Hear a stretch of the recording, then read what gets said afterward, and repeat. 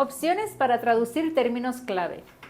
Hemos hablado de algunos de los retos que plantea la traducción de términos clave y de lo que hay que tener en cuenta antes de tomar una decisión. Ahora vamos a hablar de algunas opciones que hay que considerar mientras investigamos la más adecuada para su idioma y las personas que usarán la traducción. Primera opción. Se puede utilizar una palabra prestada del español, adaptada a los sonidos y la ortografía de su lengua. Es posible que algunos términos clave ya se hayan incorporado a su lengua desde el español. Está bien utilizar una palabra prestada del español en una traducción si la mayoría de los hablantes monolingües de la lengua la reconocerían como una palabra que ellos usarían. Es importante entender que todas las lenguas toman palabras prestadas de las lenguas con las que están en contacto. No es lo mismo mezclar el español con su idioma que utilizar una palabra en su idioma que originalmente viene del español.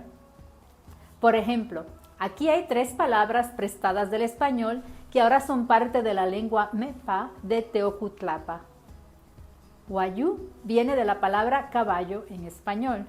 Zuca viene de la palabra azúcar en español. Drazno viene de la palabra durazno en español. Podemos ver que estas palabras se han adaptado para ajustarse a los sonidos y al sistema tonal de Mepa y ahora son parte de la lengua. A veces, los hablantes bilingües que no conocen un término clave en su lengua usan una palabra en español.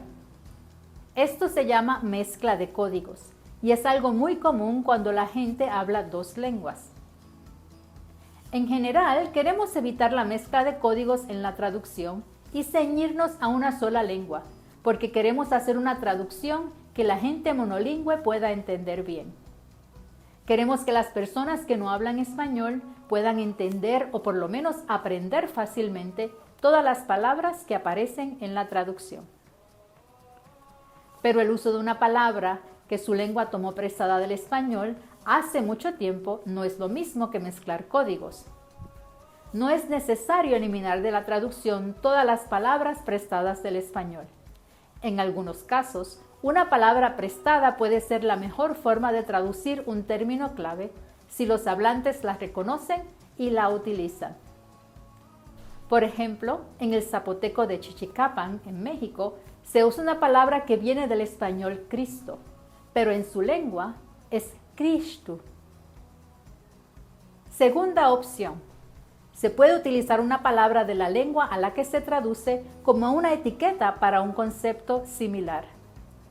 Por ejemplo, en una región de México donde se habla una variante del náhuatl, hay una cueva muy profunda a la que nadie nunca ha llegado al fondo.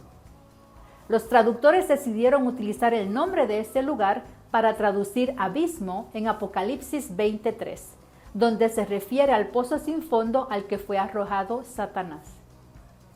En variantes de Mepa, los traductores utilizaron palabras que originalmente se usaban en la religión tradicional de su gente para traducir sacerdote, espíritu inmundo y sacrificio, porque la religión tradicional ya había creado conceptos similares para hablar de estas cosas.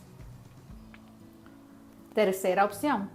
Se puede crear una nueva frase o expresión para etiquetar el concepto. En griego hay muchos sustantivos que etiquetan conceptos abstractos como fe, esperanza y perdón. A veces no se usa una sola palabra equivalente en las lenguas indígenas, sino una frase. Los traductores tendrán que pensar en una frase que exprese estos conceptos. Por ejemplo, en una variante de Mepa en México, la fe es literalmente corazón está parado firme. En el zapoteco de Chichicapan, también en México, la fe es literalmente va derecho corazón. Muchos de los términos asociados a las prácticas culturales judías también podrían traducirse mejor con una frase corta en otras lenguas. Por ejemplo, tal vez sinagoga puede ser casa donde aprenden los judíos. Los escribas puede ser aquellos que cuidan las escrituras. Cuarta opción. Se puede adaptar una palabra en hebreo o en griego a los sonidos y letras de otra lengua. Esto se conoce como transliteración. y quiere decir escribir los sonidos y letras de una lengua con los sonidos y letras de otra lengua. Para los nombres de personas, grupos o lugares, algunos traductores se fijan en los nombres en griego o en hebreo, en el original, y luego los adaptan a una palabra que tenga la pronunciación y ortografía de sus propias lenguas. Por ejemplo, si fariseo no es una palabra que ya se ha tomado prestada del español, los traductores pueden recurrir al griego farisaios y crear una nueva palabra prestada del griego. Si una forma del nombre en español del lugar Belén no es conocida, los traductores podrían fijarse en el griego Betlem y partir de ahí. Quinta opción. Se puede traducir el significado del término o nombre del hebreo o el griego. La palabra en hebreo que nos da Mesías en español y la palabra en griego que nos da Cristo en español, ambas significan ungido. En la cultura de la Biblia, un profeta ungía a un rey, es decir, ponía aceite sobre su cabeza para señalar que esta persona era la elegida por Dios para ser rey, es decir, el representante humano de Dios en la tierra. Así que para traducir las palabras Mesías o Cristo, si no deseamos traducir usando una palabra prestada del español, ni transliterar del hebreo Mashaya o el griego Christus o Mesías, tenemos la opción de traducir el significado de estas palabras y usar una frase que signifique rey ungido o uno elegido por Dios. En griego y en hebreo, los nombres normalmente tenían significados importantes.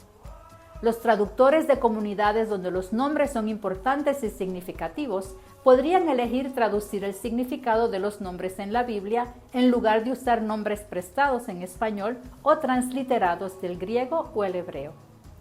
Por ejemplo, Pedro, el discípulo, podría ser roca, Abraham podría ser padre de las naciones y Jesús podría ser Dios salva.